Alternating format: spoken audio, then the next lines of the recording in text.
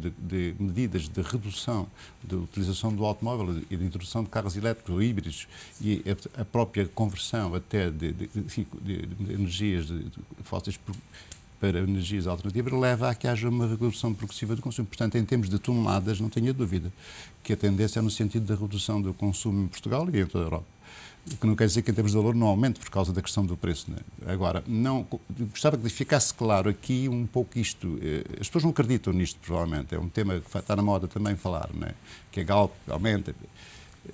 As empresas como a nossa, que não são produtoras, o grande ganhador neste processo é o intermediário e é o produtor, não é o refinador nem o distribuidor. A verdade é que... Mas em termos de produção da Galp, como estava a dizer, portanto, a Galp aponta para, portanto, está a apostar no pré-sal do Brasil, não é? Portanto, a Galp aponta para, dentro de 10 anos, multiplicar por 6, 7, digamos, a produção de hoje. Hoje é basicamente Angola. Nós temos Angola. Já temos uma parte no Brasil, mas muito pouco.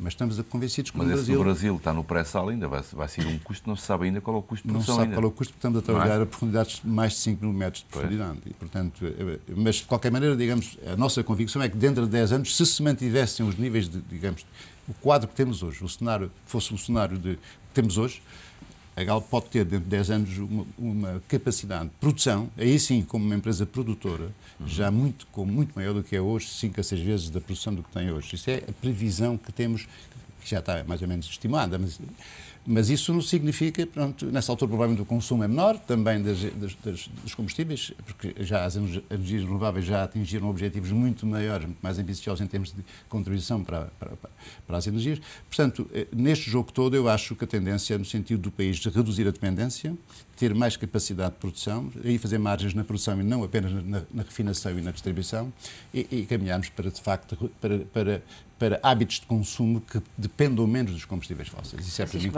Eu gostava de completar estas intervenções agora com 2 ou 3 pequenos pormenores. Nem sempre há uma relação direta entre o preço do petróleo e o custo, por exemplo, nomeadamente o preço de venda dos combustíveis.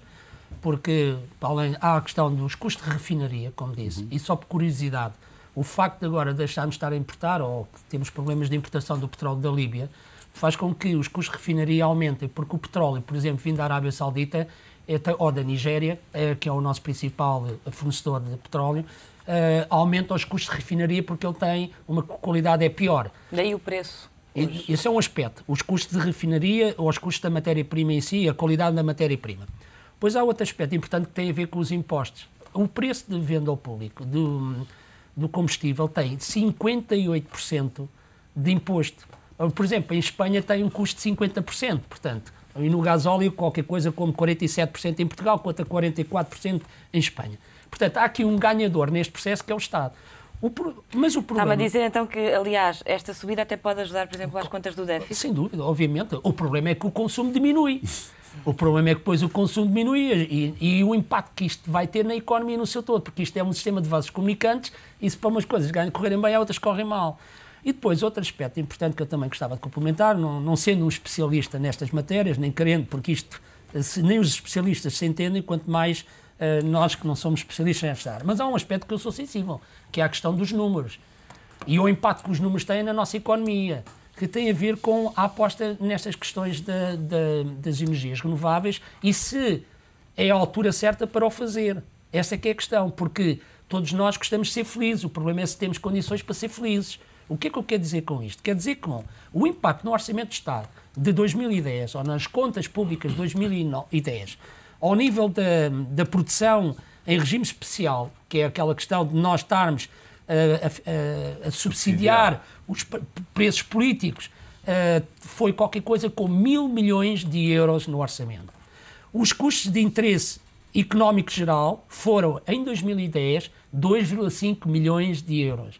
É muito dinheiro. E depois disso, o que é que vai ter? Alguém tem que pagar. E quem está a pagar já são as pequenas e médias empresas. É o tecido produtivo, nomeadamente aqueles que produzem os bens transacionáveis, que têm que incorporar na sua estrutura de custos aumentos ao nível do custo de eletricidade, por exemplo, e dos carros, que depois não conseguem repercutir nos seus preços de venda das suas mercadorias, dos seus produtos. E isso é que traz problemas. E depois, além disto, há outro aspecto que E depois este impacto que aqui está, ou seja, eu sei que isto é importante a longo prazo, mas a gente também tem que viver do curto prazo, porque nenhum destes dinheiro vai poder, de alguma forma, diminuir a importação do petróleo, porque já vimos aqui que a maior parte do consumo do petróleo que é importado dedica-se aos transportes. E, portanto, eu acho que tem que haver aqui também medidas do ponto de vista de educação, no sentido de promovermos, por exemplo, a utilização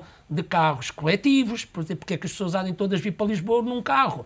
Claro que isto custa. É que daqui a 3 ou 4 meses, se não se tomarem decisões, são tomadas decisões mais drásticas, como, por exemplo, um dia circula os carros com matrícula ímpar, no outro dia circulam os carros de matrícula par, e são medidas desse género que vão ter que acontecer. Estamos perto de medidas desse género? Não tenho dúvidas nenhumas. Eu não quero ser pessimista, mas isto tem que ter um fim. Nós temos que ter consciência das limitações que nós temos como portugueses. Não podemos continuar a receber, por exemplo, só para termos uma ideia, no mês de janeiro, a receita do Estado foi 2,7 mil milhões de euros. No mês de janeiro, o Estado foi ao mercado de buscar dívida em 4,9 mil milhões. Ora, se juntarmos mais os 1.000 milhões que fomos buscar aos chineses, dá 5,9. Como é que isto é possível? Isto é imparável. E, portanto, este é um aspecto. E depois, o terceiro aspecto que eu também gostava... Para terminar rápido, abordar aqui as questões... Que é o que nós temos estado a vir a falar também é importante, que é o custo das matérias-primas. O custo das matérias-primas, como o trigo, subiu 70%, o algodão 170%, o milho, etc. Isto tem implicações no consumo. As pessoas deixam de ter dinheiro no dia-a-dia. As pessoas já andam a comer, já começaram pelas marcas brancas, agora em vez de comer peixe fresco, comem o peixe congelado e assim sucessivamente. Isto está a começar a ser insuportável. Muito rapidamente, difícil. E estamos mesmo a acabar, relações Portugal-Líbia acabaram por se revelarem frutíferas, ou mesmo assim valeu a pena apostar na Líbia? Valeu a pena, como já dissemos antes, temos que aguardar, não é? Portanto, vamos acreditar Mas que... os negócios foram feitos com o regime de Gaddafi. O que será agora se Gaddafi cair? Os negócios foram feitos, repara, os negócios foram feitos... Nós, os negócios com a Líbia, está na relação de 1 para 10. Portanto, ou seja, nós importamos da Líbia, 10, não é? E exportamos 1. Portanto, há aqui...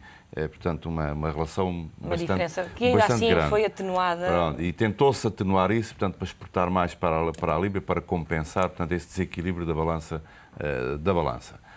O facto de ter sido feito com o regime de Gaddafi, portanto, a Líbia, como exportador de petróleo, não é? Como produtor e exportador, terá todo o interesse em manter este negócio com Portugal. Portanto, tem que haver aqui uma contrapartida, não é? E, portanto, porque a Líbia precisa de vender petróleo, que faz parte da sua receita e do seu próprio crescimento interno, porque a Líbia depois não pode parar, se não produzir petróleo também não cresce. Não é? Faço-lhe a mesma pergunta, as relações Portugal-Líbia revelaram frutos? Não, eu acho que as relações entre Estados mantêm-se. Evidentemente que as relações não foi entre do ponto de vista do negócio... Não, eu acho que se vai manter. Nós importamos 15% de combustíveis da Líbia. É um grande fornecedor. Estamos mais dependentes de gás natural, que só temos da Argélia e da Nigéria, e havia contactos com a Líbia no sentido de fornecimento de gás natural. Eu acho que isso se vai manter. Portanto, eu acho que as relações... Eu acho que devemos despersonalizar as relações.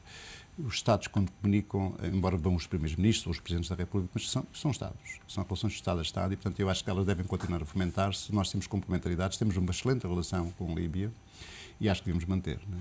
Francisco Banha, muito rapidamente para terminar. Concordo. Apesar de tudo, se nós formos analisar os dados anteriores, se recuarmos a 2008, nós importávamos da Líbia 989 milhões de euros. E vendíamos, ou exportávamos 16,2. Hoje, em 2010, os números são 737 milhões de euros importados e qualquer coisa como 41,7 exportados. Ou seja, não houve aqui uma grande evolução, se nós quisermos ver, não houve aqui uma grande evolução, apesar de realmente se dizer que se aumentou significativamente as exportações. Mas, analisando uma série cronológica, as coisas não são assim tão pacíficas. No entanto, é muito importante, obviamente, até porque há um conjunto interessante que é o número de pequenas empresas, ou seja, de médias empresas que já estão a entrar nos mercados, nomeadamente do Norte da África, é significativo. Há cerca de 1.600 empresas que estão nesses mercados, que significa 8,6% das exportações portuguesas para o Norte de África. E, portanto, são mercados que devem merecer, obviamente, a maior atenção e acho que bem o esforço tem sido feito nesse sentido. Muito obrigada. Muito obrigada aos três pela vossa presença aqui nesta Comissão Executiva. Chega então ao fim a Comissão Executiva de hoje. Falámos sobre a subida do petróleo e ainda um pouco sobre as relações entre Portugal e a Líbia. Termina aqui a análise a estes assuntos. Voltamos amanhã. Até amanhã.